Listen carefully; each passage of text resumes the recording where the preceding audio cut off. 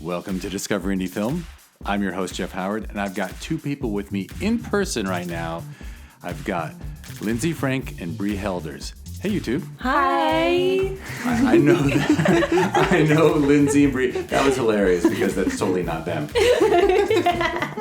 Hi. So their film, Bree and Lyndsey Are Actors, was at the Sherman Oaks Film Festival. No, it wasn't. It was at Filmvasion Los Angeles in 2021.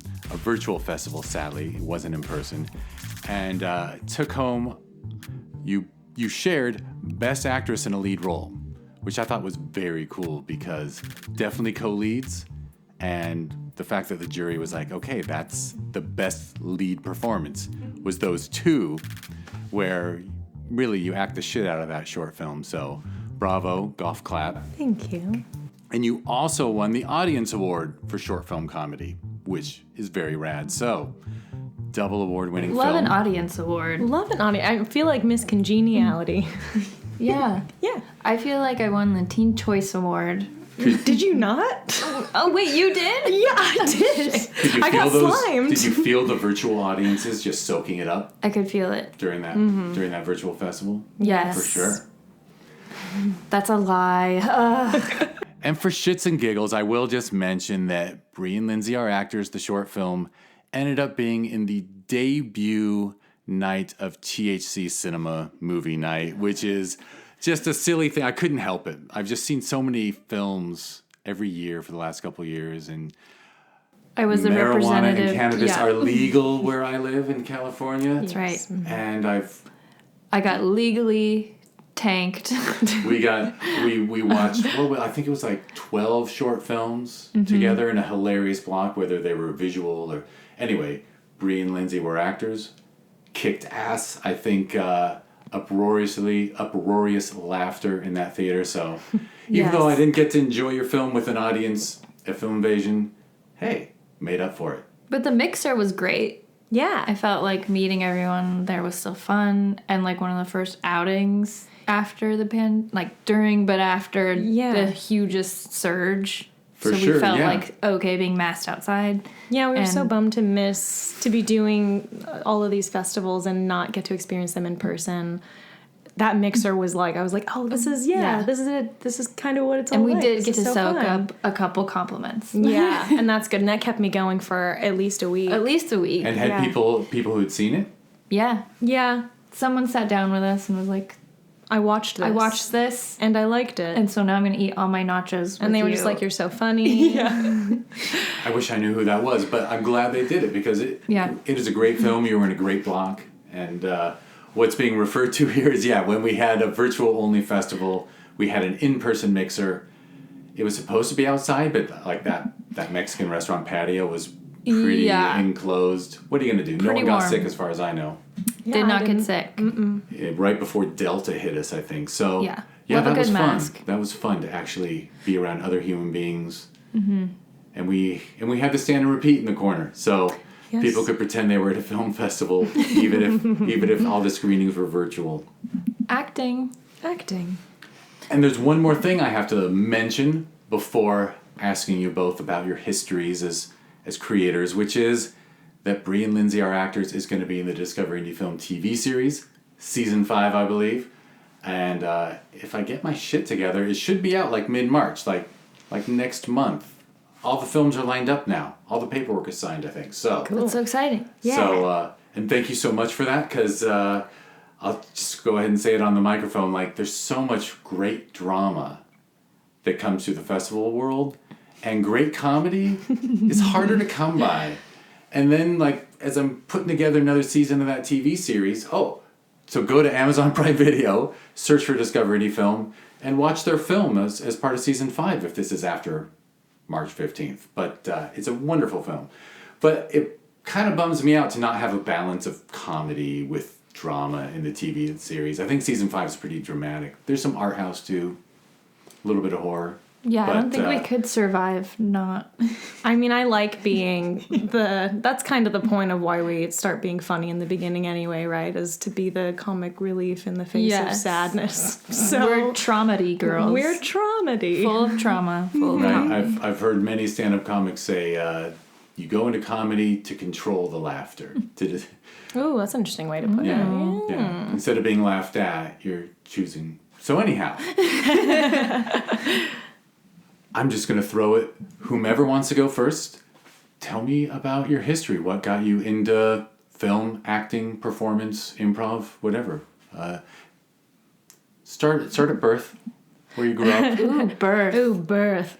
Loved birth. I loved it. It was honestly my favorite time of my life so far. Yeah. I think I was voted class clown when I was in kindergarten, the year my mother abandoned me. Hilarious year. It's a really funny year for me. You were so funny that year. I was obviously very funny that year. They didn't even have a class clown. That does fit the tragic comic thing. It does make sense though, doesn't it? It kind of makes it all make sense.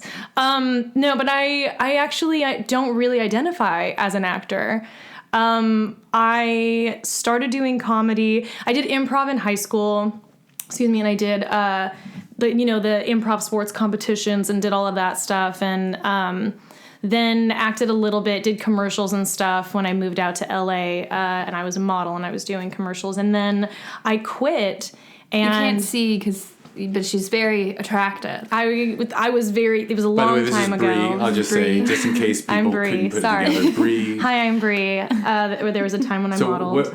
What part of the country were you growing up in? Oh, LA. I'm from La Puente. Oh, you're from La Puente. So I thought you said you moved to LA, but that was. Well, I moved into the city, which is still kind of like anybody who grew up sort of in LA County, but not in Hollywood. You move into the city, you're like really committing to like an industry. That's really the only reason anyone moves into LA. Otherwise, people just like stay where they are or get the fuck out of here. I am flabbergasted when I meet someone, they're like, I'm a nurse. And I'm like, what? Why do you live in Glendale? Yeah. Why do you put up Why are you here? There's a lot of hospitals over there. Oh, absolutely. They don't usually live in LA, though. We do need nurses, and that's true. I'm just like, why would anyone deal with what LA is? By the way, music, I'll just share. I'm going to overshare a little bit now and then. I was born and raised right here in the Valley, and my dad owned a liquor store, and my mom was a dental hygienist, so like, I'm used to being, in Studio Cities, like being surrounded by kids whose parents are working at the studios, and it's like, we were just normal. But I get it, normal people you don't expect them. Yeah. Yeah, what are those? No, I guess you are surrounded by things to do all the time. I mean, I would say, though, in most cities, most high schoolers don't have the experience of like going to high school with somebody who's like on a sitcom, or like their dad is like producing Jurassic Park. I don't know. But like that is what makes the like growing up in LA experience. So even if you come from a normal family, and even if you're very normal, it's still not a normal experience in all ways. Like most other parts of the country can't really relate to that, I don't think. Right. So after high school, you just booked it over into Hollywood? I booked it into Hollywood. I come from a trailer park. I come from the ghetto. And I moved out here when I was 18 because I was modeling and I was going to college, and I was being pulled in too many directions and felt like I needed to just like either quit school or quit modeling. And like seeing money. Easy choice. So easy. Seeing money for the first time in my life in that way, and making money in that way, and being able to support myself. Like, how was I going to say no to that? So moved into LA, quit school. Goodbye pre-cal. Goodbye trigonometry. Why would I be studying trigonometry in college? I don't know. Okay. Math major? I was not a math major. Do I have math major energy? You do. Oh, I do kind of. Math teacher energy, maybe. You could have taught trig. I could have taught math. No, I was a science major. Oh, even harder. I don't know if mathematicians would agree. I think it's just... Think about your audience, Lyndsey. Oh, okay. Sorry. You're offending people. Oh, God. Mostly it's other filmmakers, so don't... There are a lot of math people who listen to this podcast, and you just made them really upset. Oh, boy. The math people get violent, too. Do they? Yeah. I'll buy them a pie. Ow! Ooh, even that hurt. That was a most excellent pun. That was painful to listen to. So I moved out to LA. I was acting, and I really it wasn't for me. I needed a break from it, and that's when I started writing, and I left the industry. I moved to Manhattan for a few years, got married, had a tiny infant baby that is now 6, went through a really, really crazy 2018 where my father died in June, my mother died in October, and then I went through a really, really ugly split from my husband. And I started doing improv kind of around all of that. I think the first DCM I did, which is an improv festival in New York that doesn't exist anymore, but it was like the longest festival in the world because it was like 36 hours. It's 3 straight. days, I think. So 3 days. And it was the day after my father's funeral. Oof. And I remember missing the first day, missing some performances, and then I still flew to it and I wasn't going to. I was kind of like not sure if I wanted to go. And then I woke up the next morning and was like, I don't really want to be home. I just want to go be in Manhattan. I love Manhattan so much. And that was like, I was like, even if I don't perform, even if I don't feel up for it, I just want to go not be in grief world anymore. And then so, then I lost the other parent, and then I went through the split, and that was when I started doing stand-up. And I started performing more, and I to a crazy extent at some points where it was like, you remember the days where it was like 7-10 shows a week.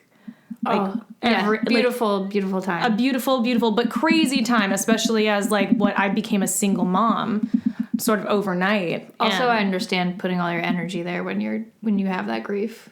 Yeah, it's absolutely. Very easy to become addicted. And some of my best sets were absolutely. right when I was in the height of grief. And I've since left comedy for the most part. I don't act. I never really got back into acting or anything like that. It was just it started as just sort of the outlet, and then I still sort of dabble a toe. And obviously it's difficult because we're coming out of a pandemic, so I don't really know where the community looks so different now. Mm-hmm. It's so spread out. But we did Bree and Lyndsey right before the pandemic. Yeah. Should I go from birth up to that? Yeah. Okay. Absolutely. 8 pounds. Some Healthy. sort of ounces. Healthy. Yeah, 21 inches, real big. And it was vaginal, so good on her. It's probably, I don't know. I wasn't. I was cesarean. Yeah. Really? Yeah. I think I was just through the V. Through the V? I was through the All V. natural. Through the V. Yeah. Mm-hmm. You gotta give it up. My dad fainted. Watching that thing. So that was funny, and that's So that's your birth. so that's my birth, and then I met Bree. No. I was also, a wild child, really eating all the fruit snacks and having that red dye number 5 energy. Sugar rushes. Sugar rushes. Yeah, I was hyperactive. Hyperactive kid for sure. Sometimes just called a kid. Sometimes just called a kid. Yeah, definitely. But I think widely kids, known as. Widely known as kid. But if my parents were doing a home video, I would just really step it up for the camera. It was Alice in our 3rd grade play, so I was drawn to at least performing. But I would say also not actor energy. And my dad died when I was 12, so I also lost a lot of energy in general. But when I got to high school, I was like, I don't think this thespian energy is my energy as much as, I just want to, write stuff with my friend Ashley, who's a best friend of mine, middle school, high school, for our, projects that are due, and film them and turn them in, or just perform in front of the classroom, whatever I wanted. I think I've always wanted to have control over when I'm performing. But in school, you were able to do that. You were able to create. I was able to create and really sort of half-ass research. But when you're performing, teachers and kids are like, well, I would never do that. That's amazing that you would just get up in front of everyone and go. And you're like, oh, I would do this no matter what. So when I graduated high school, I was confused because I didn't want to pursue, I just took general ed and was like, I don't see how you can get a master's in comedy. And were you a comedy fan too? Yeah. Yeah.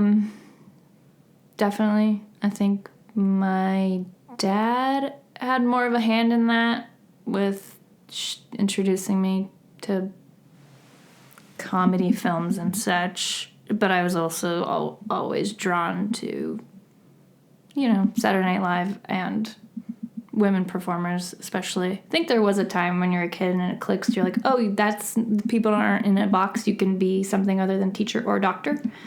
And then you're just like, well, shit. That's so cool. But yeah, And I think your generation, to jump in, SNL had amazing female performers. Yeah, right? I was that was a deficit on SNL for a long time. And I think they finally got it right after the year 2000. I was on the Molly Shannon, Sherry O'Terry train for sure. Yeah. Impressions of them all the time. And it really was a confusing time after high school to be like, what's the school for that thing? Because not so drawn to theater, I didn't know why going to NYU to pursue I don't know, or pursuing Shakespeare didn't make sense to me. So this theater I was obsessed with, a short form comedy theater, National Comedy Theater San Diego, was doing workshops, and I was like, well, I can just take a workshop at the short form comedy improv theater that I would drag all my friends to all the time, and that was it. I eventually just dropped out of school because we didn't. I took all the meaning college. I dropped out of college because I took all the courses available at NCT, and then auditioned for the college team, made it, and then we would do tournaments up in LA, and the second year we did it and got into the semifinals. There's hours to kill in LA, so we went to a UCB show, and I was like, holy shit, it's all up here. Big fish in San Diego, but small fish because all the magic is here, and now I have a North Star.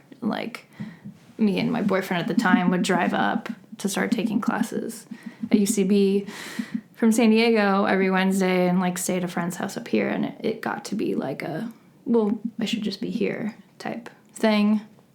So that's how I ended up at UCB, was just the magic of one show, just being oh, it can be so much more than what are the games you play in short form. Oh God, I don't even. Lines from a hat, or World's Worst, or 185 dogs walk into a bar. It's so much more than just those. Okay, not to shit on short form because I think it's very informative. Short form is very fun. It's very fun and very informative. It's a little more spoon feed to the audience, and hearing your story, I was praying that there was some adult who knew what was going on with comedy who could tell you your heroes were all groundlings. Go up to LA and get in. Right. UCB kind of has taken over for the groundlings, I guess, in nurturing new talent, but I think they've plucked some. Eggos on SNL. Yeah, they're both still Lauren valid. Made They're both huge programs. For sure. But I will say this, is that UCB pretty much doesn't exist as of now, and they had obviously a huge hype, expanded really quickly. I have my own opinions about whatever that business plan was, but Groundlings I don't know if they will ever die. IO is gone. IO was gone long before the pandemic, 2019, I think they closed. Yeah. And there's other ones that Is Second City still open? I don't know if Second City is open. There's also something called Impro. I think at least in Chicago and Second City but the ones out here, the ones out here. IO still exists in Chicago, right? Yes. Yeah, they just don't exist out here. It kind of, but Groundlings is not going anywhere. No, one theater, one location. Yeah. Sort of the Harvard of sketch, improv. I don't know. I think a lot of what people at UCB would say is that Groundlings is the place to go to learn how to do really, really good character work, which is also why a lot of SNL people are plucked from Groundlings over UCB generally, I want to say. I would say I've heard the same rumors and agree. I could never afford to take both classes, but if I had, I would have done Groundlings and UCB over like IO or Second City just for... That is one Yeah, those bummer. would be the Groundlings two. does sort of become a playground for rich kids because, man, to get in, those are expensive classes. Those are expensive classes. I mean, Yeah. so was UCB though. UCB was competitively And it around just- the same every price year range. would- I yeah. also would advise anybody against though taking both of those classes at the same time because focusing on character work when you're trying to learn form and you're trying to learn game, I don't think is probably a very good idea. I think like learn It's game. I also would advise very someone different to. styles. It's a very different style, and like if you're focusing too much on game, it's like impossible. I mean, too much on characters. It's like impossible to learn game because you have to really strip it down to the most basic understanding before you can like get into characters and break rules sometimes. And like, I mean, all of my personal favorite, like local improv heroes at UCB are all hugely character performers. yeah.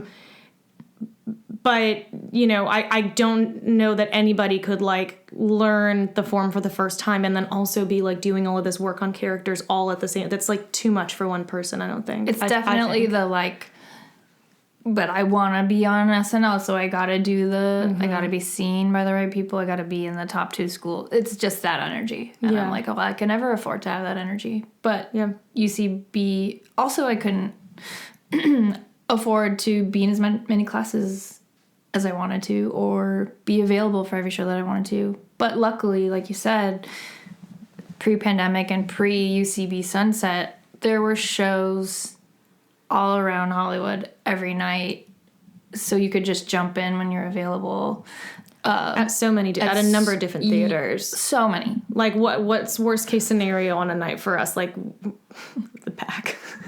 I mean, oh No, I love the speaking of Pack. who Love the Pack. survived. The Pack survived. Yeah. Yeah, they did. They did. They did. And I think they just held auditions. So were you both sort of doing that scene separately and became friends through it? Because it sounds... Yeah. Oh, we met. Well, I'll tell you why we met. Why did we meet? I'm gonna tell you right Why did we now. even do that? We were at the clubhouse. I think I just did. I think it was the night that I was like drinking scotch on stage doing monologues. Oh, And yeah. and that was when we met, and we walked out at the same time, and we were both wearing Hawaiian shirts, and you were wasted. Yeah. And I mean, I'd been drinking scotch all night. It's not like I was sober by any stretch, but we were just like, well, obviously, when you take a picture together, Yeah. which doesn't make any fucking sense. Wait, to me, as Drunk you said, I was logic, like, it does. that makes perfect sense. That makes perfect. In that moment, that we were like, well, yeah, obviously. And Well, then it was the whoever, shirts, right? it was the Yeah. shirts, and we just took pictures together because we were both wearing Hawaiian Oh, fun shirts. fact, I'm wearing the Hawaiian shirt in our short. You're wearing the same one Yeah. in our short? Yeah. Really? It's my one Hawaiian shirt. Well, then it must be It it. must be it. Shit. Yeah. I should have worn mine. That's our one That's regret. our one regret. with our So shirt. you took the picture Regrets. and then like said, let's text it between us or something? Or you... We exchanged numbers at night so that we could send each other the photo, and then we then just we every were- time I we was saw like- each other after that, we were like, I was like, oh, your first name's my middle name, and you're so funny. We should do shows together. And it's we very... just did shows. I mean, that was kind of back then. I say this like it was, you know, the 80s, but like pre-pandemic when improv was and UCB was a thing that kind of meant something, and we had a community of improvisers that was so obvious who it was. You would just like be like, oh, this person's really funny, and now we've met. Do you want to like do a show? Do you want to come? And Yeah. Lyndsey was a showrunner for a show at the clubhouse, and And I was like, be on my team. yeah. And then we just started like doing shows together, because I got to a point where like I would do stuff with my teams every once in a while, but I mostly liked just putting together super groups. I think you get to a point in improv where you like know enough people producing shows to where you can pick and choose all the time who Yeah. you want to play with and which show. Yeah, you just And- reach out. You just like would reach out to someone and say like, And when hey, they can trust I? you enough, they're like, yeah, I trust you to put a team up together and you can play. Yeah, and the I think second we half. both had that. We were both at that same Yeah. level in improv, and neither of us were. You were on Harold. Were you Harold's? I never got Harold. I never got Harold's. I also didn't audition. I auditioned That the first two doesn't times. help. It doesn't help. Doesn't help not to audition. Only because I really, and like, I don't want to like sit and talk shit on UCB and the improv communities too much, because I do, but I really hated what Herald season did to the entire community, and it just pushed me away from it. You know what I mean? Killed me. Yeah, and it just So made everybody toxic. so on edge. It made everybody really competitive. It made everyone a Unhappy. steamroller. And I was like, I don't even like doing shows around Herald auditions because everyone is real steamroller. And honestly, don't date me around auditions. Like, just don't date me. Don't be around me. Wow, I was going to. Yeah, but I now- warned you, right? Thank Do you want for to warning elaborate? me. I don't know what the Herald thing is. So that's a little inside baseball. Main stage show at UCB. At UCB, the one on Franklin, or The one on Franklin, and because they opened the second location, they did Herald Night at Franklin, though. And Maud Night became, which is the sketch main. The so it Herald, was just like a prime. well, the prime Herald is spot. a form that was created by Del Close. Close, our dude Del Close, and it's just a like long form comedy structure. It's the structure that It's the one kind of, and then Yeah. a Herald team is like. It's like a house team at UCB where you're performing every week, and there will have been a time where being on a Herald team meant you're probably going to get an agent, you might get put on a show. I mean, there's a bunch of shows where like a lot of those actors were like plucked from a UCB stage, and I think that's why it got its competitive reputation with like groundlings. also it's just Yeah, about it's clout, and you can go backstage at the theater, and you'll get asked first to do your own shows, and just this was the thing you that can wear a hoodie. I mean, it sounds a lot like. and you, I mean, you get a every hoodie, mean something. every theater has this. I mean, I know Second City. I've got a bunch of friends who did Second City and ended up like they never made the main stage, and they had to come out to Vegas, and then Vegas, you know, if you're not in the main show. So yeah, it's a hierarchy. So Yeah, you so go to that's the high nickname school, for but you UCB's never really do. plum spot. Yes. But So this it's thing plum is show. like the reason why all of these people are spending so much money on improv class. Because if you were going to classes just for the purpose of like getting really good at improv, doing a couple of shows, you know, bringing what you've learned here into your acting or writing career, you wouldn't go through the whole, you know, go all the way from 101 to 401 and graduate into or like audition for the, what was it called again? It's advanced study. Then advanced, and now they had Academy. And the Academy, Which that's was right. also audition based. Yeah, so then you audition for the Academy, like, and all of these classes are so expensive, and the reason people do it is because they want to be on the Herald team. Mm-hmm. Yeah, And they want to be on the Herald team because they think that will get them on TV. For some people, Or I'll commercials. say yeah. Not everybody, but I yeah. think for some people it is a career advancement. I remember definitely seeing it as like, oh, this is a possible route into like being on a funny television show without just like having to do like a TV shows I don't want to do or auditions I don't want to do. Yeah, does that make sense? I think it's a good segue into Bree and Lyndsey, our actors. Yeah. Because it's like satirical in the sense that like auditions fucking blow, managers fucking blow. Like the whole part that is networking and everyone takes themselves so serious. and yeah, and like having to suck butts, you know. That's what I was gonna say too. And also, like, the vulnerable part of, like, putting yourself on the line so hard and you are the product, and what if they don't interpret you correctly and they say no? And it's like, they're saying no to you, not no to anything else than other than just, like... Yeah, no, the auditioning process. Yeah. And it's somehow Absolutely supposed to be blows. impersonal. Yeah. These people that you really want to say yes to you are saying no to you specifically. Mm-hmm. So that's, I mean, and then but you know, this is why they're like, you gotta have thick skin if you're gonna have thick skin have someone you're related to be a director for a those are major kind of studio. the ways. Kind of. Nepotism works. I'm going to jump back and ask you two a question, and I'm asking this really as a comedy fan, For sure. Okay. which is, so when you met and you got the vibe that you were both good, I'm gonna project that you both saw a really funny, smart person. Is the reason you aligned and stuff was to be on stage with better people? Like, was there, like, creating a team? Was it about, like, I don't want to be up on stage with any bums, so I'm I'm going to like handpick people I meet as I meet them, or You do get really over, like, listen, I mean, it's always interesting to, like, it would always be interesting to have, like, kind of one-off experience. Like, it's, all right, it's a good challenge, I think, to throw yourself onto teams or on stage with people who are not as good at improv as we were, or you're still doing it, so are.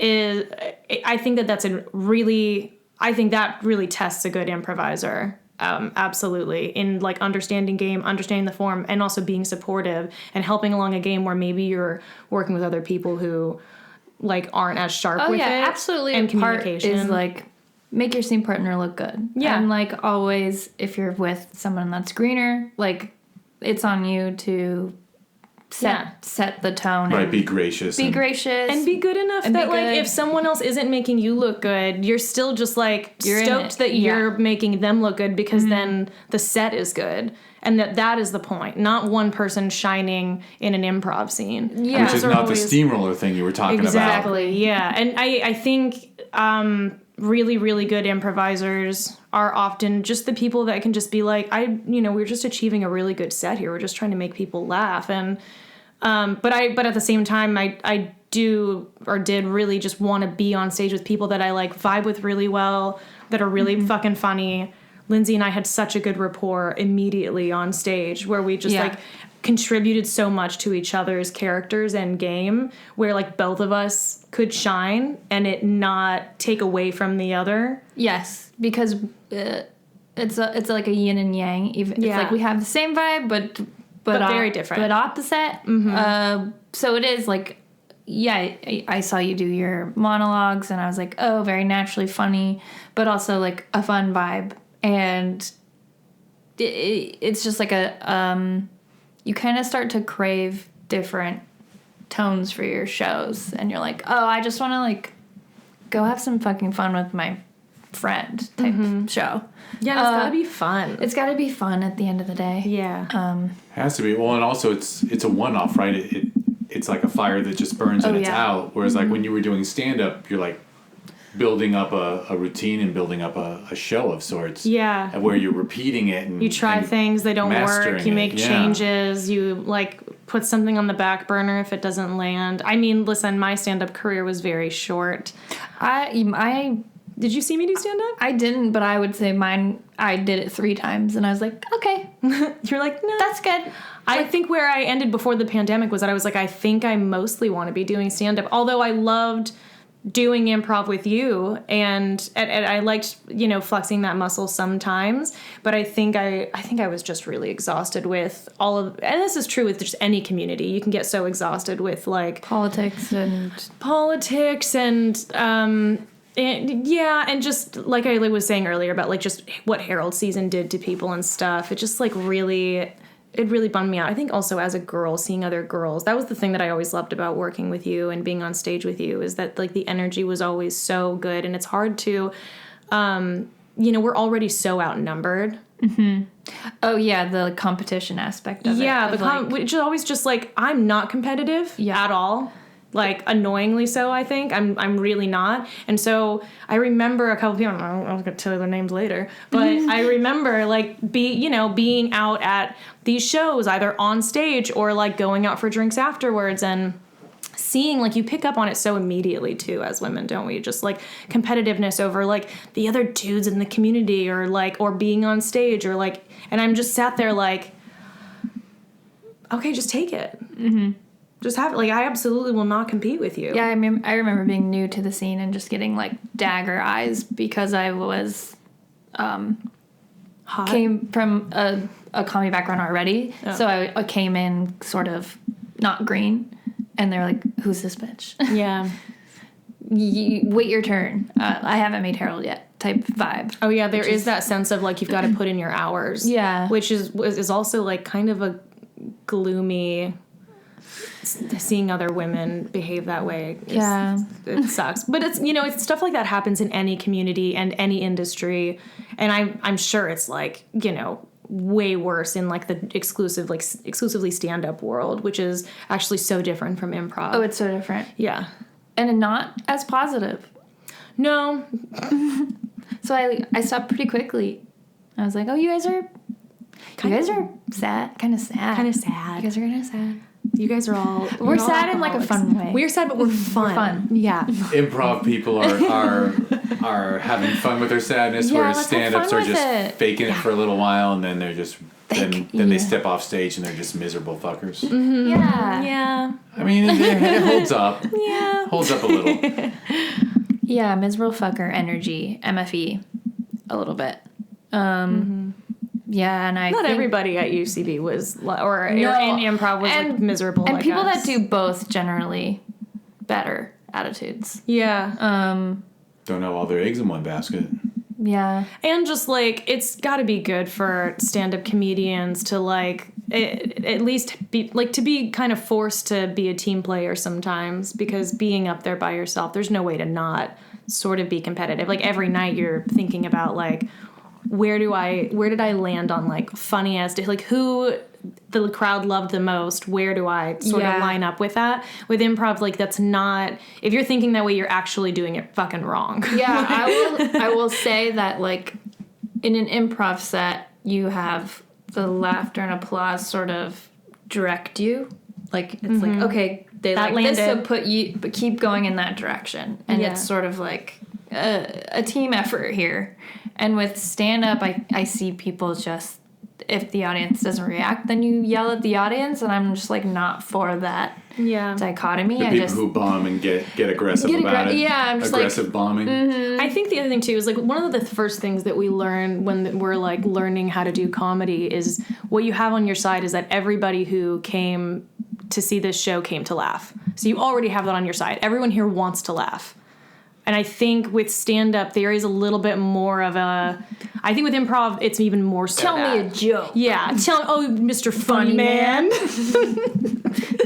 And, like, once they tell it, like, that's the joke. That's and if the it joke. lands, it lands. And if it doesn't, and boy, does Immediately, they've like, got the entire set that was against my them. joke. Well, so, that was kind of it. Fuck you, I guess. Yeah, That's- fuck you. This is my livelihood.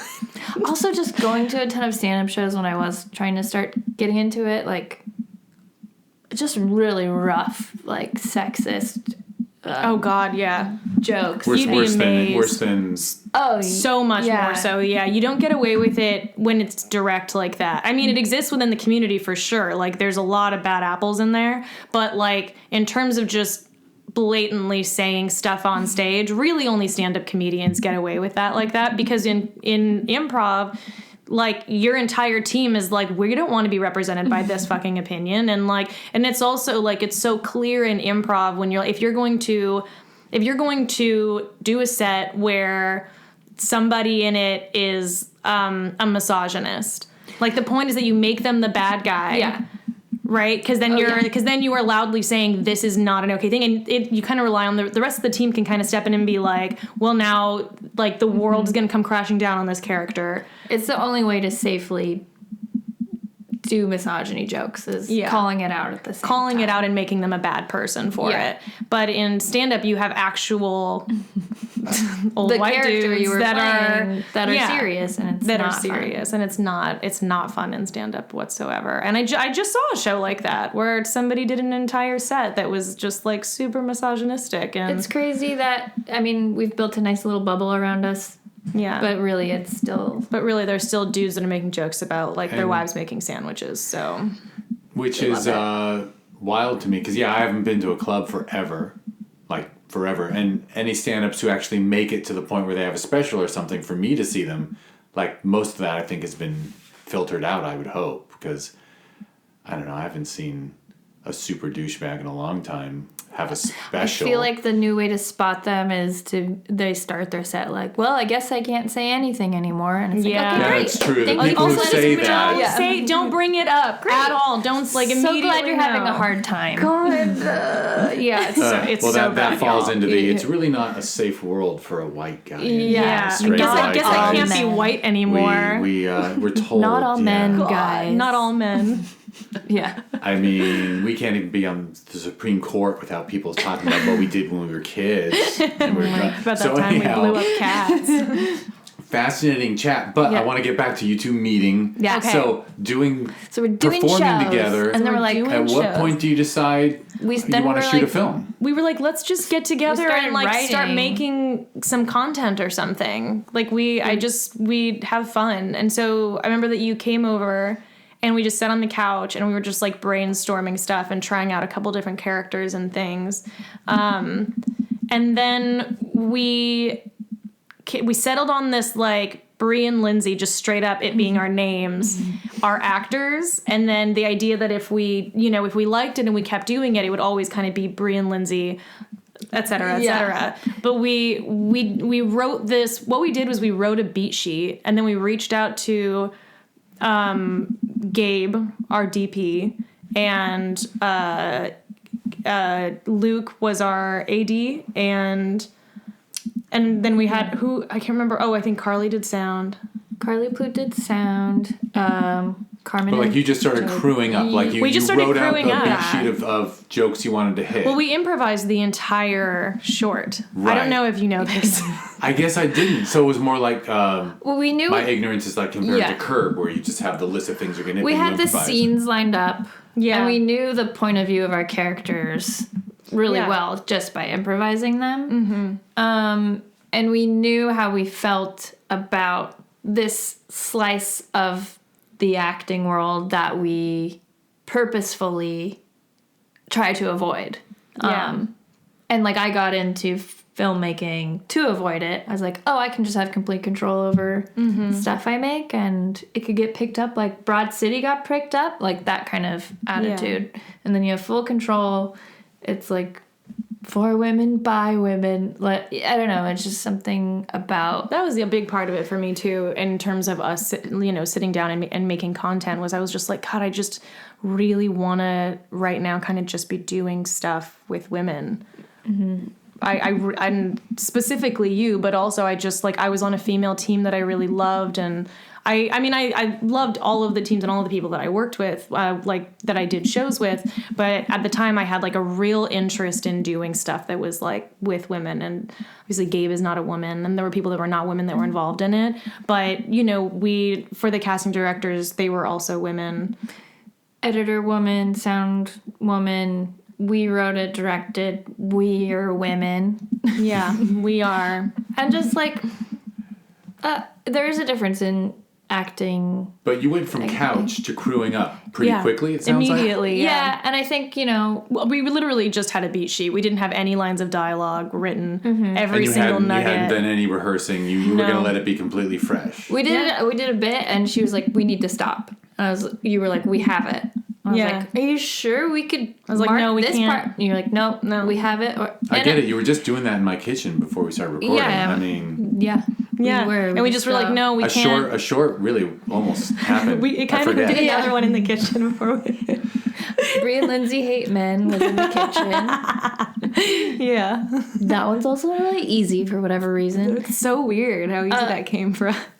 Yeah, and there is this like brilliance to improv, like saying a line for the first time and it being filmed, and it's so much more naturalistic, and you just That's the can't thing. beat it. I You think really there's can't. something to, if we had kept rehearsing, we were going to get all these nuggets and then, the next day we would just be like focused on, oh, was that I funny must thing I take said? that. Yeah, Yeah. let's do that. You never want to repeat. I also hate on set when you do an improvised thing and they're like, "Oh, I love that. Do that again, but this way," and it's like never. It's never the same. Never the same. Yeah, let us do what we Let's do. do the whole thing beautifully. Well, I'll ask a dumb question. How many years of stage improv did you each have about before the shoot? Like, For the shoot. because in a way that living room, you just set a camera there and you turned into a stage, right? Yeah. Yeah. Just go. Like that's why you were so comfortable Yeah. Yeah. on camera. I think right now I say 14 years, but I include the pandemic because of some Yeah, of my... so more than a decade. Yeah. You did shows sort of. You did like the Zoom I did shows Zoom and shows, stuff. which I hated doing. Yeah, I couldn't keep going with Zoom And shows. I did do rehearsals on Zoom. Like, Oh, that's good. yeah.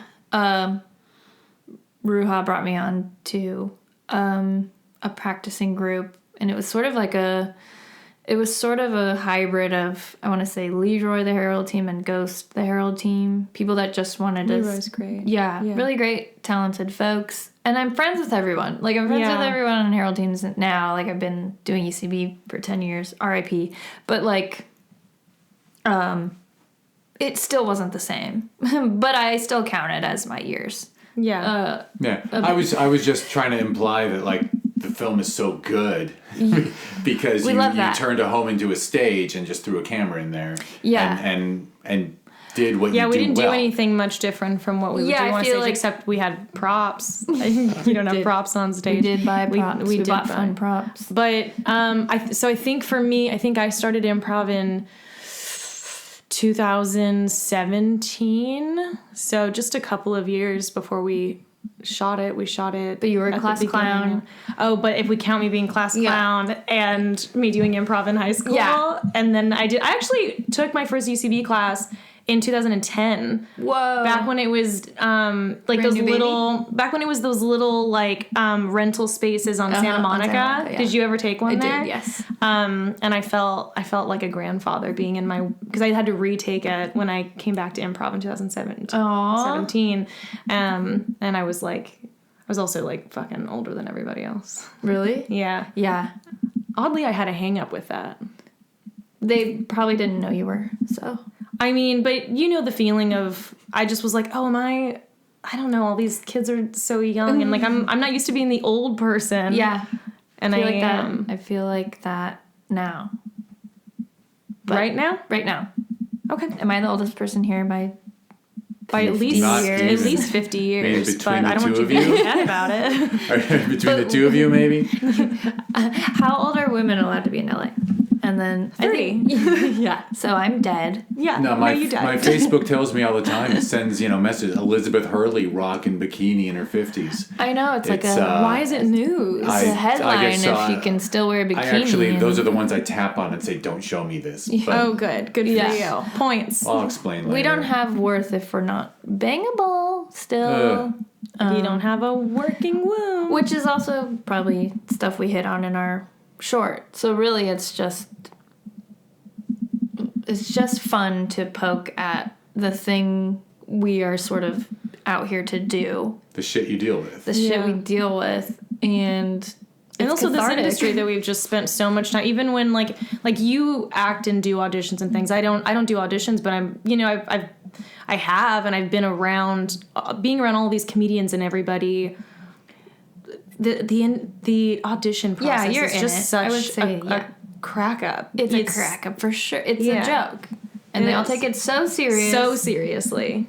And, I just love... Fine, then I'll make fun of you. Get a couple awards from it. And you can book me. And then you can book me. Mm-hmm. But yeah, I feel like we would grow crazy if we couldn't just point out how silly it is. Oh, yeah. I mean... This conversation could take a deep dive into the historical importance of comedy. I was just gonna ask you to dive. I'm not sure I know the answer. You sat down in your apartment or in your home, and how long did it take you to decide Bree and Lyndsey are how long? It just happened. Yeah. Like it was immediately like let's make fun of the audition thing. I think the first idea was like, it was like the second idea. What if these girls had to cry on their audition and they couldn't? Yeah.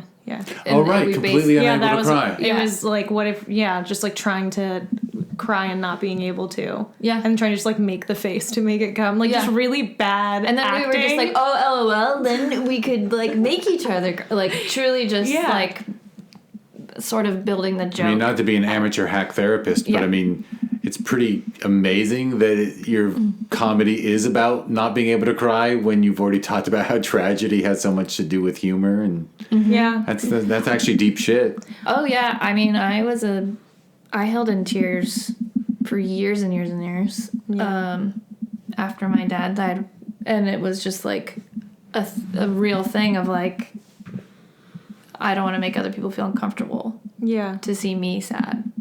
And then it's something I had to deal with in therapy. I also didn't cry. as a child very much. I don't at all. There's like a lot. There's a lot of dark reasons why. But I didn't cry as a kid, and I didn't cry. And like when I started getting into adult relationships, I just remember feeling really broken by the fact that I'd be sitting across from somebody who was just absolutely in tears, and I'm like, nothing's happening to my face, and I wish it would.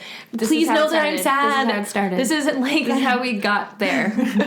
and You don't cry either? but I do now. I mean, I have a podcast about grief.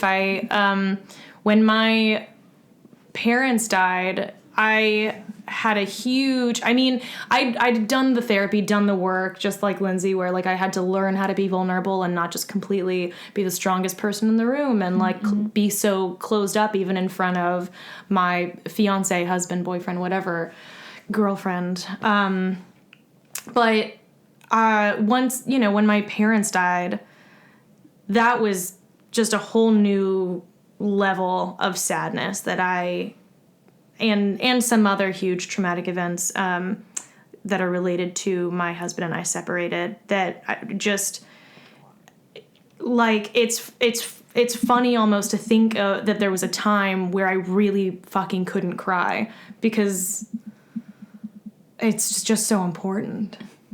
Oh, yeah. Yeah. Super important. But also, yeah. So, I mean, it's kind of a funny joke because there was actually a time where we couldn't cry and it came out of trauma. But also just, like, actors and crying, the significance of, like, the actor that can cry on demand. A good one. The one who can't. Which is... Bad one. Bad one. You have to be able to cry. You have to have access to all emotions. All emotions. So the work can come through. No trauma is sacred from your acting teacher. The acting teacher says what's your saddest moment, and then they want you to focus on it. Yeah, they want to break you, right? And they want to like have access to all of your feelings, all of your trauma, and if you're holding them back, it means you don't care about being an actor. You don't care about your career. If you're not willing to open it all up. Open it all up, Bree. Okay, listen. And we're just gonna have you open it all up. Okay. And action. Okay. Yeah. Yeah, use it for commercial purposes, for sure. Yeah. Your deepest, darkest feelings. I'm gonna use my deepest, darkest fears for this fucking Pepsi audition. Exactly. Well, because the soldier just came home. And, yeah.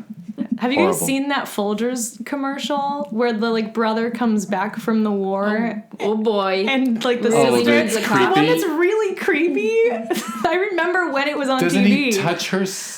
They embrace in a really incestuous way. It's so weird that was on television. She embraced him and didn't say, "Not until I've had my coffee." I know you were just did a tour in Iraq, but I need coffee. You probably haven't been with a woman's butthole in a while, so I know what it's like in the army. So anyhow, you shoot this film. Yeah. By the way, you're co-directors, co-producers, co-writers, co-everything, edit and all that? We didn't edit it. Yep, Carmen and Angelica edited. Which also, earlier, you were saying about how there aren't a lot of good comedy shorts. And I absolutely attribute that to just not having the right people on the team. I think comedy can be so fragile in that just any one thing can just make the entire thing go out the window. And... like, for instance, there's like a general rule that people are less funny outside because the sound gets lost. And the minute someone's trying to hear you, your stuff's not going to land as good. Obviously, unless you're outside with like a mic and everything. So, doing this short, if we'd had somebody other than Gabe who didn't understand our vision and what we were going for, who wasn't as incredible at like just fucking, and also... huge credit to Gabe Kimson. Incredible at fucking.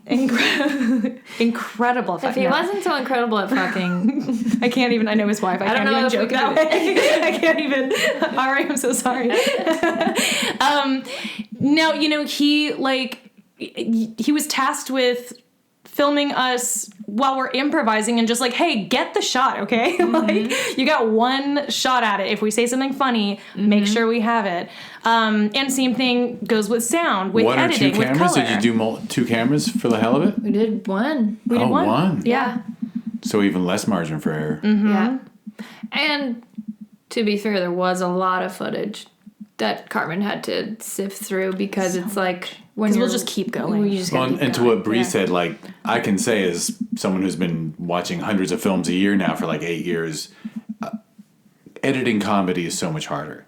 Like, and I've had a lot of people with films and they come back like, they'll send me like a rough cut and they're like, what do you think? And I'm like, who's cutting this? Because I can tell it was funny on the page and I can tell it was probably funny in the shoot. And this edit, the timing is just off. Yeah, Timing that's the is so thing is you important. have to have an editor that can do comedy because they understand timing. Like, that is just so essential. I really, like, editors get all of my respect in this entire industry. Like, it's such a fucking hard job. And, like, sitting in on edits, even I'm fucking bored and I'm looking at my own face. Like, I'm so... Yeah, Carmen is so talented and she gets it. And she'd even throw in like funny little sound effects. I feel like just like there's like a whipping sound effect when I just like take the script from you and sit, and it just like adds to our like. Yeah, she just knew. It's just like our tone for the film. I feel is so. It's just a little absurd because so are we, but it just fit because we are just weirdos and. But having people that understood us and She understood gets it, and our I've done vision. improv with her as well. That's how I met her through UCB as well, and she's killing it. She's directing segments on the Daily Show, I want to say, in New York. Oh, amazing. You know, so that's great, and I truly feel so grateful for UCB in that way of like meeting all these 3 people through UCB, and we got hungry at the same time. Around 25 is when I really started making stuff.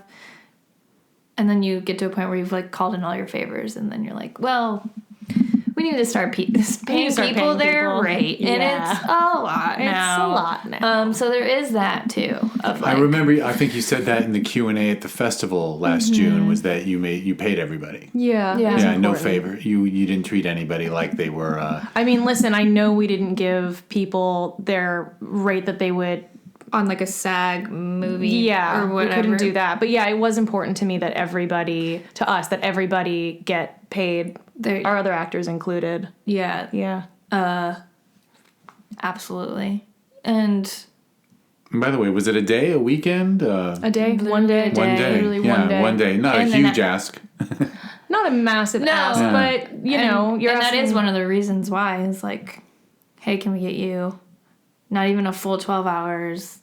Yeah. So the rate can also come down a bit, but like you're getting paid your worth and like for your time and Yeah, I don't know if you can make it in this business with this whole ethical thing you've got going on. that's Doesn't seem exploitation. compatible. I know, it kinda doesn't Exploitation work. really works. Really works. It does work really well historically, but...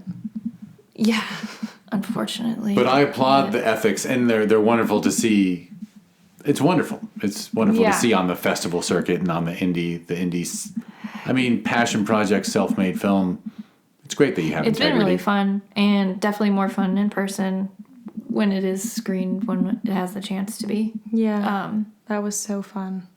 We love having a little wine and McDonald's watching The fucking McDonald's. I felt so bad. so fun.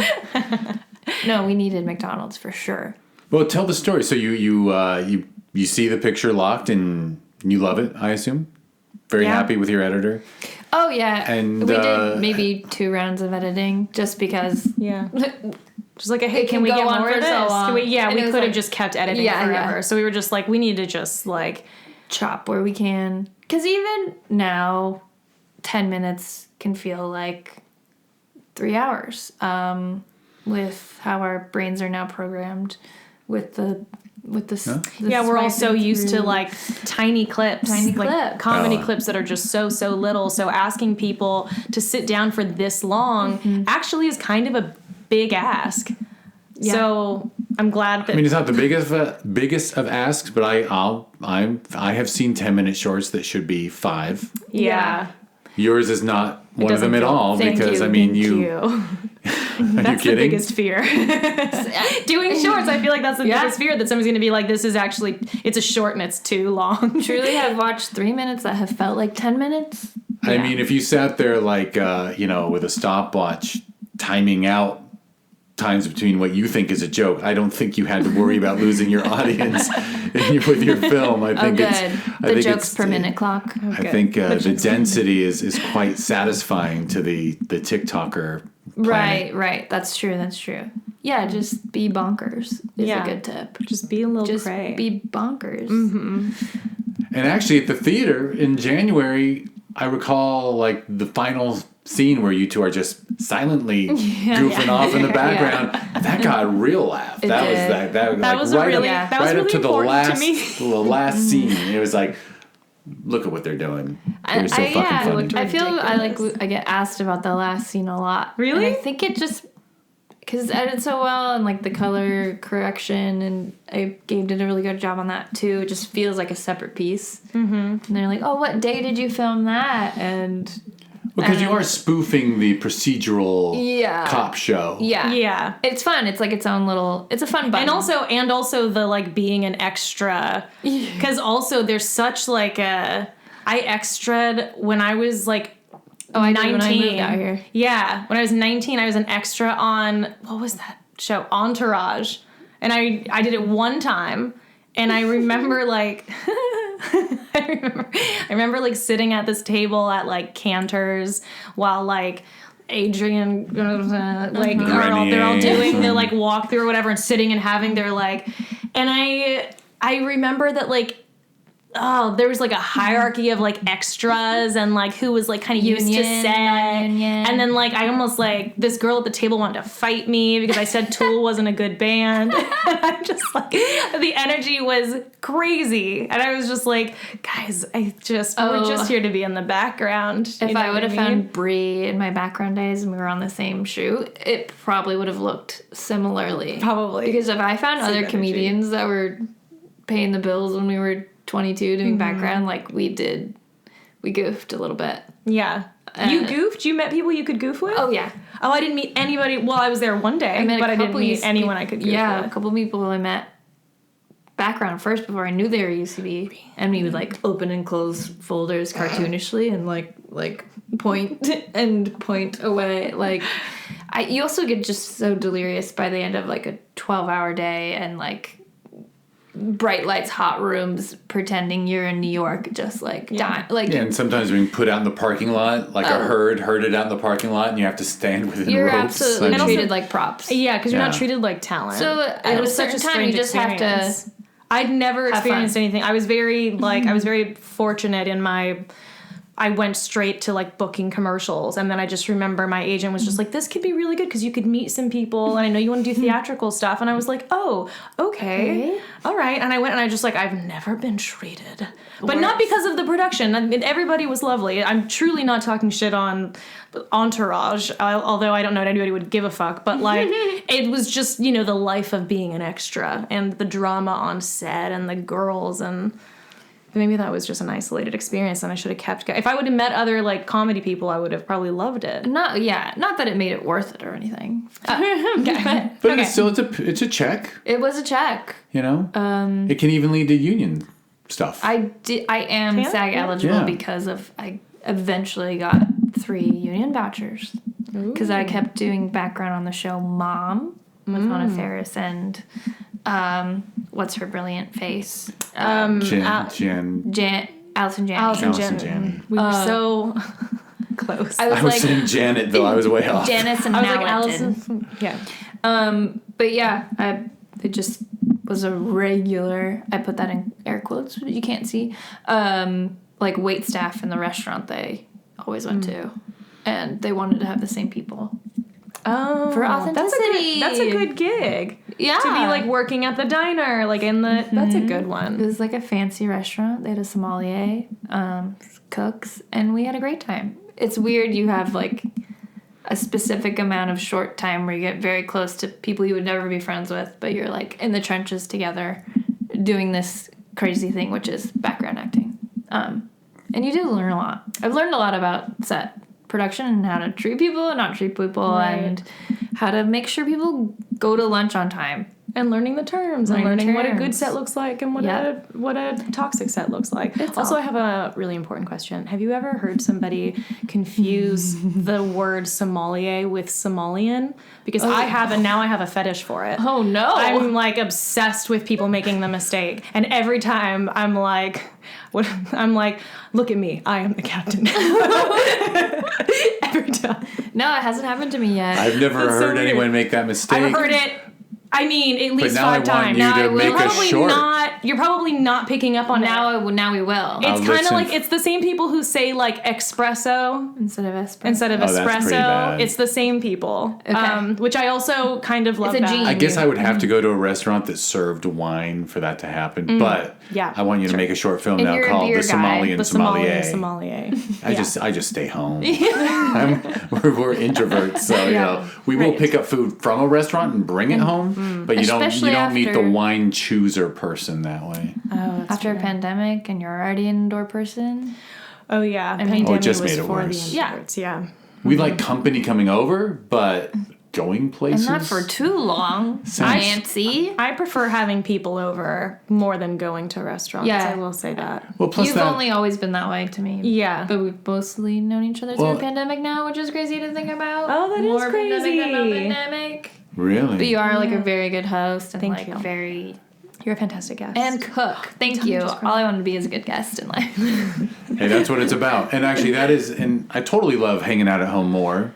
Plus, we have a nice home, but it's because at that restaurant they need to turn the table over anyway. Like you want to hang out and chat with your friends, and Yes. they're giving you dirty looks. Like you're not going to tip me more than once for this meal, so get the fuck Right. out. Oh, that's fair enough. Yeah, that's true. I always feel bad. For not tipping Holding up twice. a table. Yeah, whatever.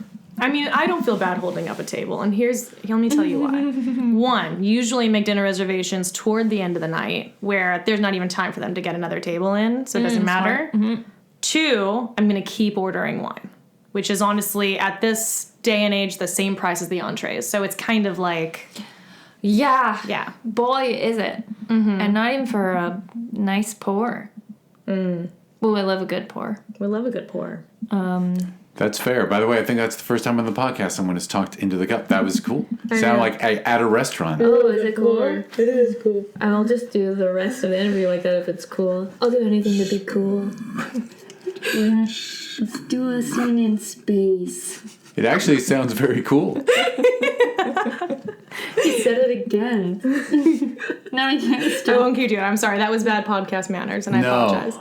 I think it was cool. So anyhow, Keep us on the rails. you finished the film and Yeah. COVID hit before you got into Oh my a theater? gosh. Yeah, we So virtual was like, because we were June Literally- 2021, so Oh, that we was a were- year into it. Yeah, because we were doing edits in the edits were during pandemic, the beginning. when we where didn't know how long it was gonna go on didn't know for. anything. We were There weren't even submitting. masks available. Yeah. they were like, maybe it's just not airborne. I remember like going through a grocery store because without a mask on, because they were like, you can only get it from touching stuff.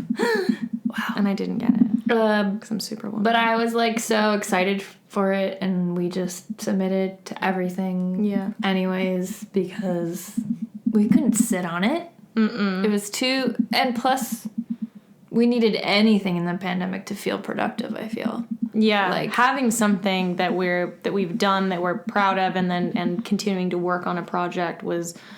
There were times where I was like, God, I'm so glad that I have this thing One that I thing, care about. yeah. And I'm just being trapped inside with my 6-year-old, at the time 4-year-old, Oh yeah. just the two of us, like day in, and trying to do the like by the hour schedule so that we have something every hour of the day. I'm like, I remember one day you were like, sometimes we just sit and stare at each other's face for hours, and I'm like, oh yeah, what is happening? but it was really, really just when you don't know how long this thing is gonna last, and It definitely felt good to have something. to get those little pings that we even got into a festival. Just felt like a shot of adrenaline right and to the occasional did. in-person mixer. And then Yeah. by the end of the year, were there some live festivals you got to hit? I think we when got like to do theaters reopened? 2 live. The rest were Zoomed. Yeah. Those were just like the tail end of the season. No, not as gracious as you to like push a date. I feel like they were already on to the next round and not having. Yeah. They didn't want to push it out. They wanted to just, Let's just. the Zoom one will be it. Speaking of, money grabbing and like, I don't run a fest, so I don't know. But it seemed like they were just like, well, you can resubmit or like, whatever. Yeah, once the fest I've happened, the heard fest some things happened. other festivals did. Yeah. Including just not even do a virtual screening, like no screening. Yeah, some didn't, and we. I mean, for a still- lot of them, like the screening was just like, It's on a site, and you can go watch and it you can if go you click want. on it, and you can see all of them in one place, and Yeah. click on the links from there. Which is I not liked really the a ones at screening. least that were like, everyone will zoom in at the same time. Yeah, and We'll all of watch them. together. Yeah. And then do the awards. That was for the time best case scenario. Yeah. Because that one was kind of fun because we stayed on not knowing, and we did win that one. Yeah. So we were like, we're on the Zoom chat. It's just like, over to you two. And that was like, whoa, okay. I'm in my bed. We did a bit. I remember for one of them, we good. did a bit. Awesome. I'm glad we did that. Where we were just like, when they like turned it to us, we were just like, Lyndsey, oh my God, how are you? Hi. Oh. Oh my God, what have you been up to? Truly. Yeah. And That was fun. also that was real. And also it was real. Just We didn't hadn't- see anyone anymore. Yeah. Yeah. Pajamas on the bottom. Nicer shirt on top. Winning a little comedy award. Mm-hmm. So weird. Such a weird time to be doing festivals and stuff, but it was great. It helped Yeah. mentally. Oh, excellent. Yeah. You're looking at somebody who did, I guess, 100 Zoom Q&As that year, of the year of 2020, with 2 virtual festivals, and it was like, that was the closest I got to seeing humans. Yeah. I mean, I live with 2 humans, but they don't count. Just like, Yeah.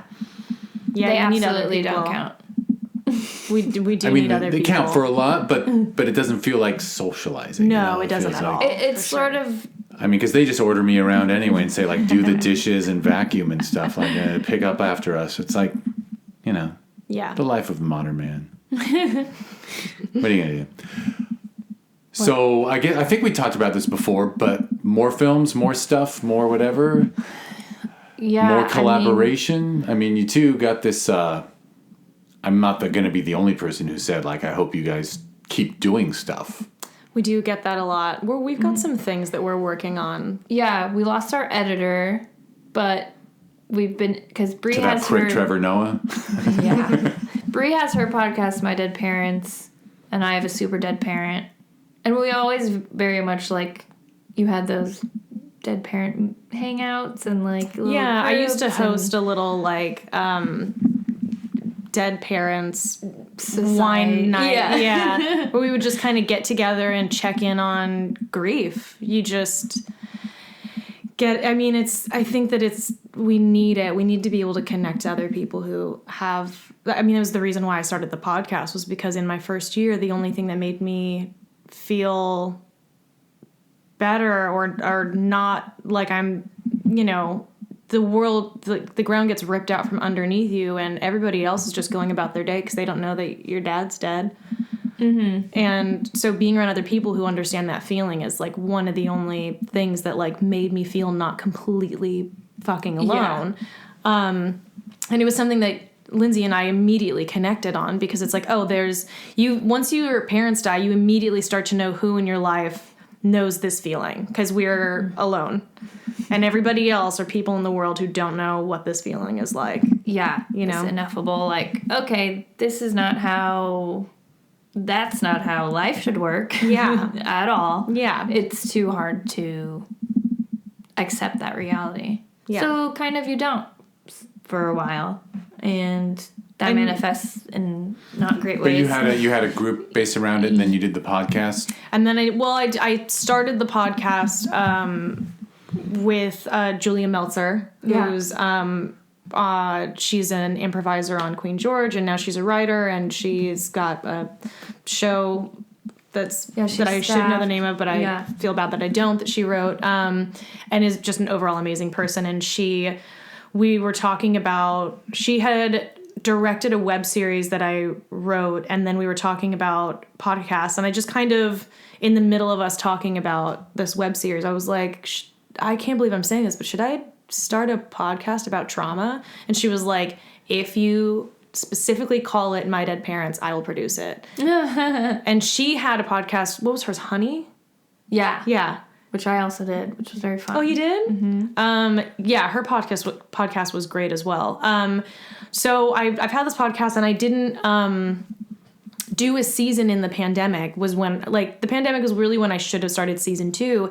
And the reason I didn't do it is because it didn't feel right to talk about grief like that over Zoom. And I had done some Zoom podcasts, and I'd done Zoom shows, and it just, it feels hugely different doing these in person, as I'm sure you've been experiencing now. Is it connecting with someone in person, I think, is just so essential to what I was doing, and specifically how heavy a lot of the content is. And you're asking somebody that you maybe don't know very well to get very vulnerable with you.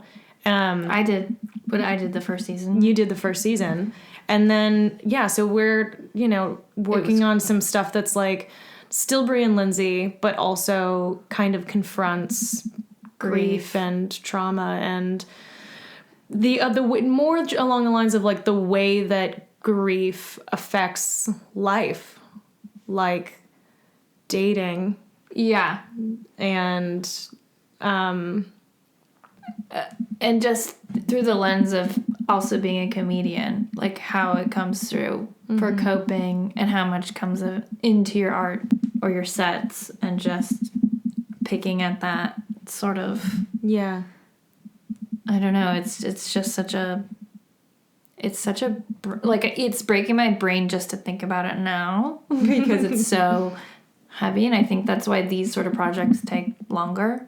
It's just like reopening this wound, but also it's so important to connect, and we know so many comedians that have gone through similar and it's just things. A thing that's like, it's I don't necessarily want grief to be my identity, and I don't think you do either, but it is this sort of cloud that's over your head every single day. And people have different analogies for it. A lot of people do the rock in the water and like the ripples. Ugh. I always, which I actually hate that analogy so much, but I always say that it feels like it's like a cloud that's just forever going to be above your head. And like in the beginning, it's sort of this like fucking hurricane rainstorm every fucking day. Yeah. And then, eventually it's just some things make it like a death anniversary or something, and it might rain a bit more that day.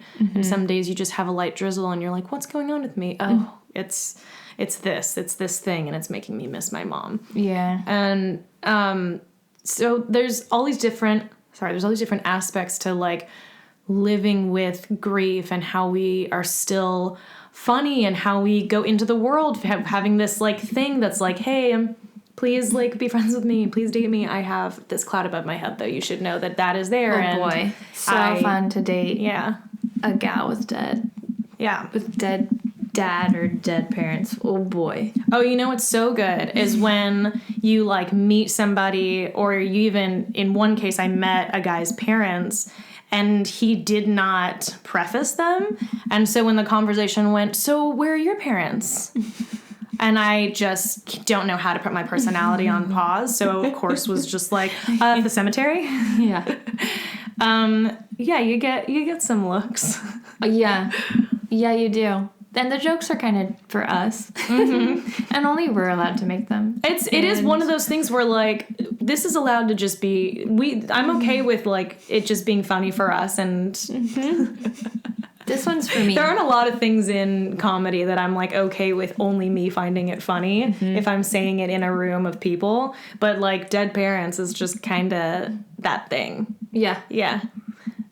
Oh boy. Yeah. Those jokes drop hard on everyone, and they're like, "What do I do?" People don't know what to and do I was with like, it. "Just let me laugh here for a second, because that's all I have." Pause for me. Thank Pause you. for me, and thank you. And thank you. Yeah, it's just like So that's kind of along the lines of what we work, but we promise it'll be funny. So it is. If we're talking about something it's you're gonna film, Yeah, something Yeah. you're gonna shoot. like a vodcast. Mm-hmm. Is that what we're calling it now?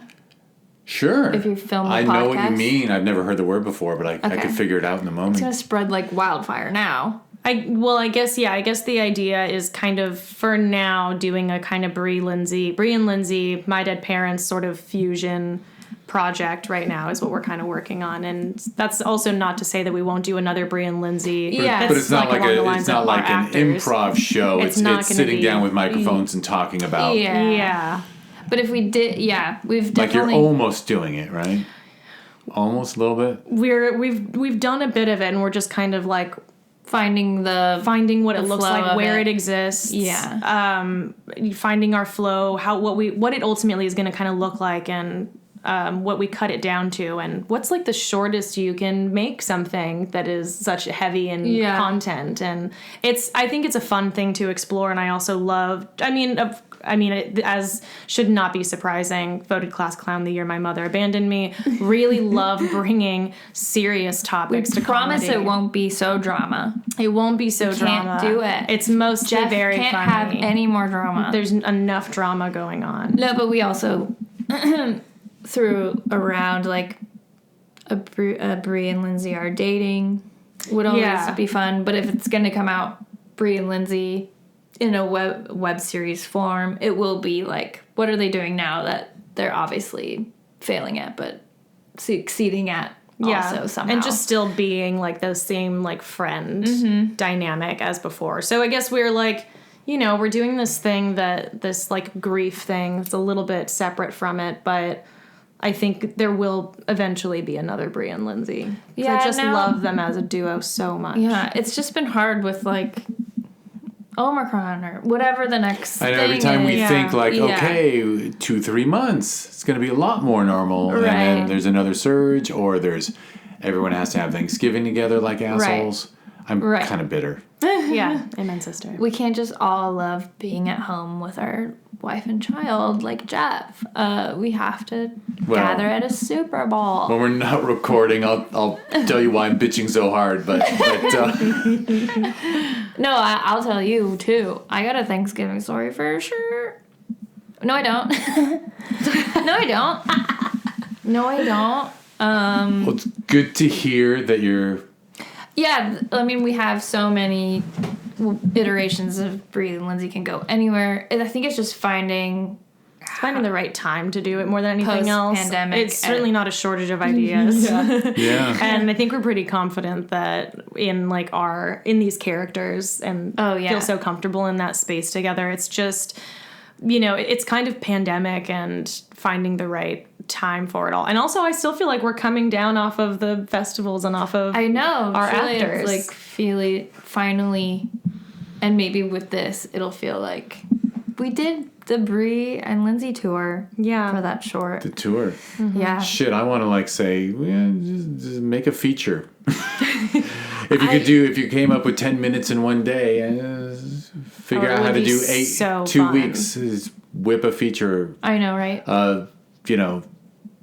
People and I have been talking about how much we miss the Christopher Guest improv features. Like I can't remember, and I shouldn't say it, but there was a fairly well-known improv feature not that long ago that I thought really sucked. Like need to see a good one. I don't know if I saw it or know what you're talking. We can. Yeah, tell us after. Tell all Yeah, I'll tell you I know after. which one it is. No, I would love to, that would be so fun to do an entire feature of Bree and Lyndsey just absolutely wrecking their lives. And Yes. like at a certain level, you can. I mean because you have you have good contracts with Bree and Lyndsey. You can pull them in when you need to. Oh yeah, we can do them in our sleep. Again, it comes back to like figuring out pandemic, figuring out not exploiting it. Like Wanting to do it and not exploit people these do in the cost process. money. Things are expensive. Yeah. And timing and all of that. Yeah. But it's certainly not something that I'm like, nope, not interested. Truly. And You it know? also sometimes feels like a weird time to ask for money towards a like GoFundMe or whatever. The things world's so are heavy. Heavy. A little bit, but don't snooze on it don't because snooze on I someone sent me one this morning. Really? Yeah. A very cool Right. a very cool thing that I will actually promote and share, which is that 7 diverse female directors each one is doing a 12-minute short, and all 12 together are going to be a feature film, and each one has their own decade, and it's a woman's story in that decade. I don't know, it's a That's cool correct. idea. Cool. That's, Yeah, see, that's that's great. correct. That is definitely I worthy of That's worthy of I will say this: I GoFundMe. don't give money to anyone ever. I'm actually gonna throw some money at them Yeah. and 3 of them have been on the podcast so far, so I owe them. you know talent when you see it. It's not that hard to watch. It's not that hard to watch a movie and figure out, hey, this is good, hey, this is bad, and then you look at all the other judges' reviews, and you're like, okay, they're all wrong. I like this, but no. Yeah, it's interesting how much film can be subjective and how I think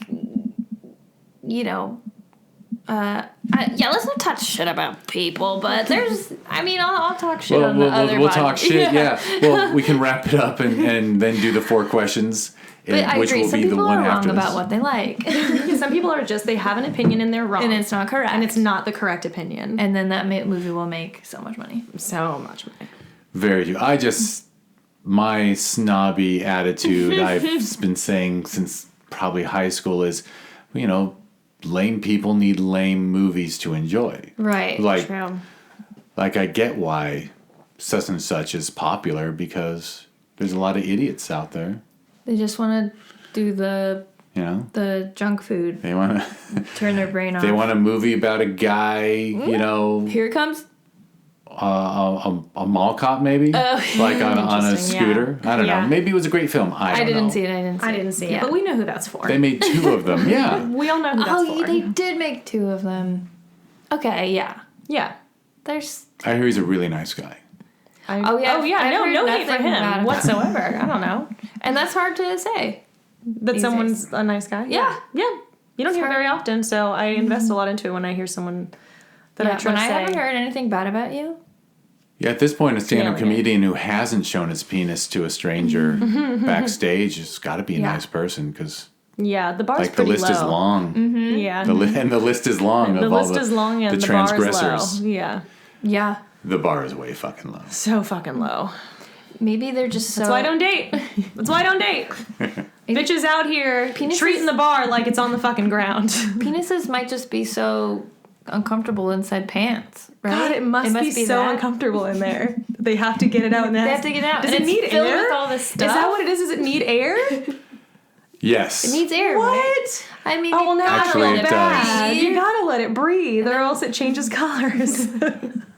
But have you thought about how much they're struggling with that testosterone poisoning that they've got? Yeah. Like- Ugh. It's gonna be Oh, hard. it's really tough on them. And their balls are so heavy because it's filled with all that Metal. metal. Yeah. I was gonna say semen, so they gotta get it out, what? or they'll explode. Yeah. Okay, God. See, yeah. as someone who has only one, everyone should just get one. I'm a cancer survivor, so I have one. Yay! And pants fit so much better now. Do they really? Oh, it's fantastic. Really? I swear to God. Wow. Okay. It's a game changer. They need to let it out. So I think everyone should actually be reduced down to one, like at 13, like Yeah, lighten the load. like the Jewish yeah. bar mitzvah thing. Does it 13?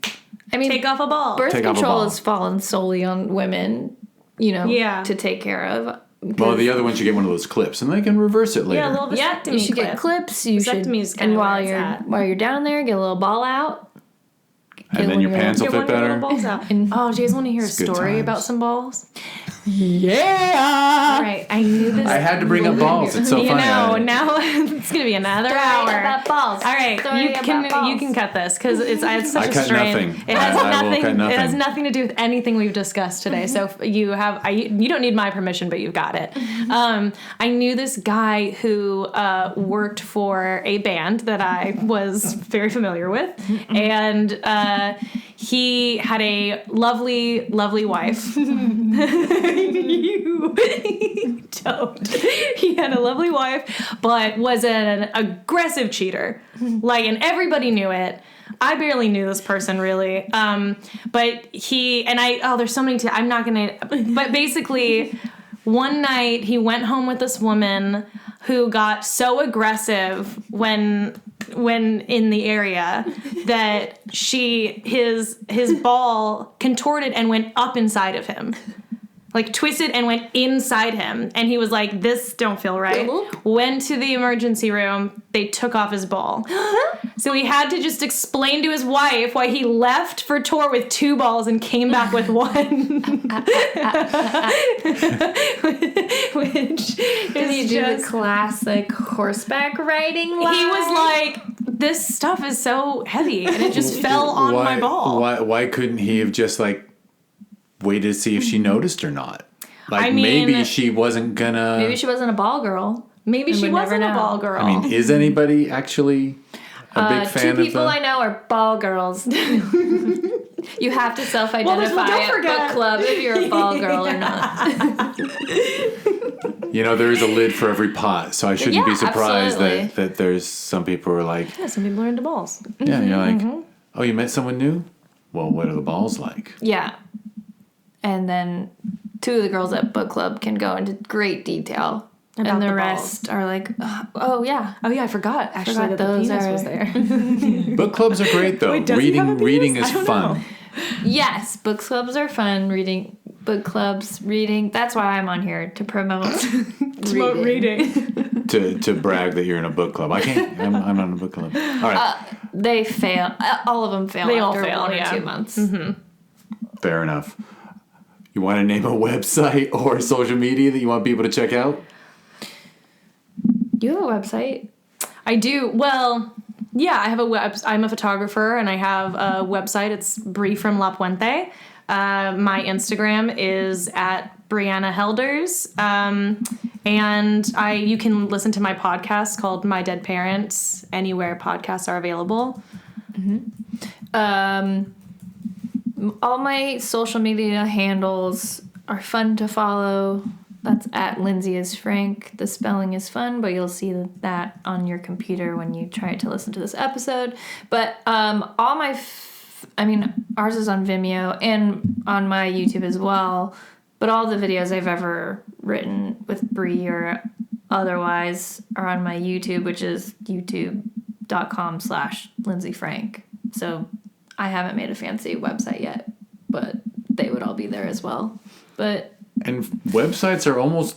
it's kind of just a link to irrelevant my at this YouTube. They're point. pretty irrelevant. Yeah. They're not My necessary. website would be a link to my YouTube page, so I sort of just cut out that middle part where Yeah. you go Fair enough. to my... And it's Lyndsey it'll be on the discoveryindiefilm.com website, Yeah. but it's Lyndsey. Thanks, I know Mom. there's like a jillion ways to spell...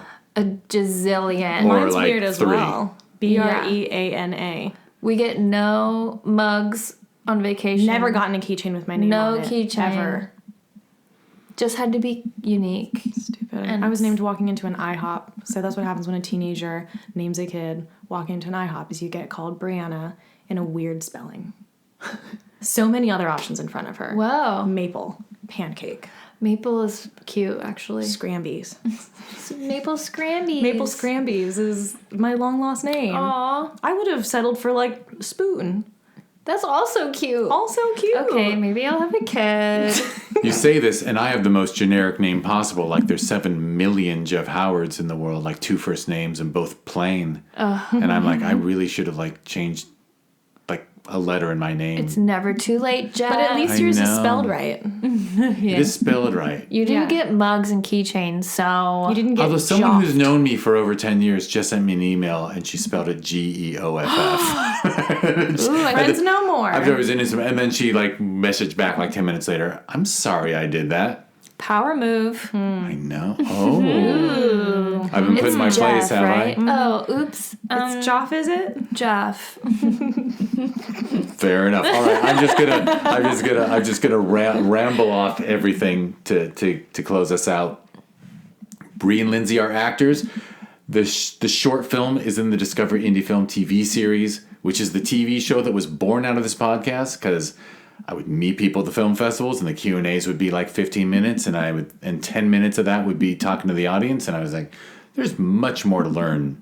So, and I already own this little microphone These here. mics. So started having people over and all the features went to streaming and the shorts didn't. And talked to a couple people who'd made shorts, and so we made this TV series that's a compilation of the best short films you can see. So just go to Amazon Prime Video, search for Discover Indie Film, and enjoy. It used to be free included with Prime. Now it's not, but just figure you're helping support indie film when you pay $8 for 10 episodes. What can I say? It's $7.99. Help me. Oh my God, I wish it would turn into actual money that we could share with the film aid. And yes, Bree and Lyndsey, our actors, will be in season 5 as well as Honest Roommates, Oh, yeah. which we didn't talk about. But That's all right. If you want to briefly say you wrote and... Yeah, I wrote a web series 2016, I believe, for my first ever web series. Wrote and acted in it as well. After doing the THC show that you put on, I was like, oh, I get a vibe for what he likes. I think he would like this one in particular. And I have to say, like, it's a worry for me when people send links, because like if I've already liked something you've done and then you send a link, you know, I shit a very small brick that like I'm gonna have to like pretend and like it's really good. Yeah, I didn't do it till It's I really knew funny. you, and I wouldn't have. Because how can I trust your taste without seeing more festivals of yours either? Yeah. So, dear podcast listener, if you watch season 5 of the Discover Indie Film TV series, you will see both Bree and Lyndsey, our actors, and Honest Roommates. I don't know if they'll be in the same episode. Maybe they won't be. I don't know. But two hilarious films. And thank you for sending an extra comedy, because we need it. We need it. And boy, do we need it. Or at least I need it. I'm in the More than fetal ever. position most of the time, just saying, would something make me happy? Yes. Right? Oh, yeah. A little bit? Yeah. Oh, yeah, I took a nap today. I needed one and I didn't get it in, so I'll crash early. All right, so we have a nice tangent for Honest Roommates, but let's get back on board. If you want to learn about the podcast or the TV series, discoverindiefilm.com. On social media, it's at DIFWins. And yes, their film was at Film Invasion Los Angeles during the pandemic. We're going to be back in the theater this June. That's Film Invasion Los Angeles. You can learn about it at filminvasionla.com, and it's at Film Invasion LA on social media.